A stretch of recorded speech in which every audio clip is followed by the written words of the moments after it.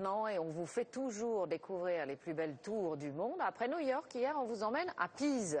Qui ne connaît pas la fameuse tour penchée qui fait la réputation de la ville, une fierté aujourd'hui. Pourtant, au départ, c'était vraiment une erreur de conception, une mauvaise appréciation des architectes, un défaut qui en a fait un joyau. Les visiteurs se bousculent chaque année pour la visiter. Pour la photo souvenir, elle stimule toujours l'imagination de ceux qui viennent la voir, et parfois de très loin. Décale un petit peu ton coude, voilà. Une anomalie architecturale, la tour de Pise penchée vers le sud depuis près de 850 ans.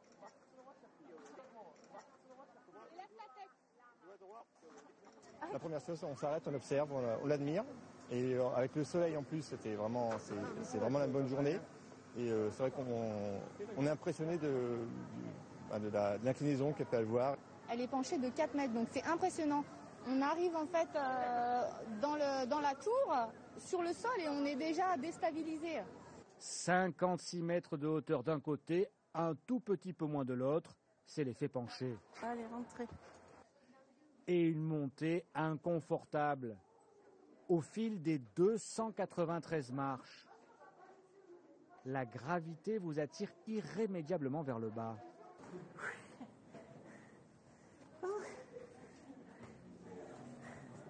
C'était marrant d'avoir l'impression d'être de travers, quoi, comme si c'était nous. Là, ça penche. Les gens, on dirait des fourmis presque. Tu veux sauter? Oh, ben alors, vas-y. Sans parachute ou avec un parachute? Les grilles ont été posées pour empêcher les accidents. L'accès est limité, pas plus de 40 visiteurs et on ne peut rester qu'un quart d'heure au sommet. La tour de Pise penche depuis la fin de sa construction, le 23 mai 1367 exactement.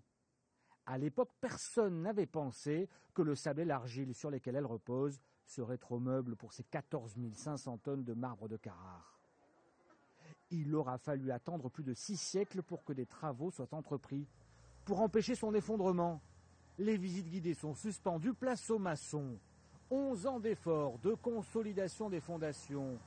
On pompe l'argile d'un côté, on injecte du ciment de l'autre. Pour enrayer le phénomène, on va jusqu'à sangler la tour avec des bretelles d'acier. Nous sommes en 2001. La nouvelle est officielle, la tour de Pise est sauvée. Elle a été redressée de 50 cm. Et nous ne sommes pas place des miracles à Pise pour rien. L'été dernier, sans aucun travaux supplémentaires, cet ingénieur a constaté un nouveau redressement. Nunziante Squilla l'a mesuré avec son télémètre au millimètre près. Les valeurs que l'on relevait en 2002 à la fin des travaux marquaient 10. Aujourd'hui, c'est redescendu autour de 8. Cela veut tout simplement dire qu'elle s'est redressée de 2 cm. À cela, pas de véritable explication. Mais selon l'ingénieur, la tour est en fait en mouvement perpétuel.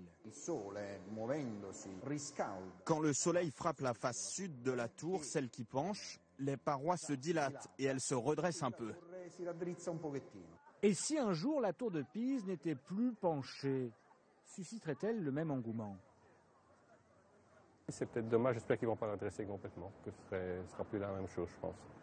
C'est comme si on réparait un château en ruine, qu'on le refaisait à l'identique, ça n'a plus le même cachet qu'à l'originel. Pourtant, à Pise, redresser les ruines, c'est quasiment une spécialité. Au pied de la tour, il y a le dôme. Le voici restauré aujourd'hui. Il revient de très loin.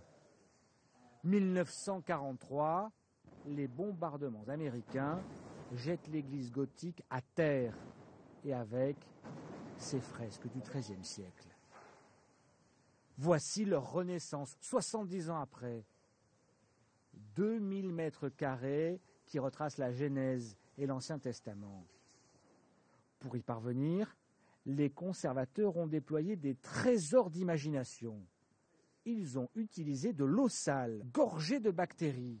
Le rôle de ces organismes microscopiques, ronger les cols qui attachaient les fresques aux pans de murs détruits, pour les reconstituer ensuite morceau par morceau comme un puzzle, un travail de patience réalisé par Stefano Lupo. On y est presque. On a commencé en 2005 pour regrouper les scènes restaurées. On a reconstitué 2 tiers des fresques. Ici, place des Miracles, il y a beaucoup de très beaux monuments, mais c'est la tour qui attire tout le monde. La tour de Pise, une locomotive pour tous les trésors de la ville tout autour. Elle attire chaque année plus de 2 millions de visiteurs. Les tours du monde, un feuilleton signé Renaud Bernard, Pierre-Olivier Casabianca, Diona Messina. La suite, bien sûr, demain, on vous emmènera à Bruxelles.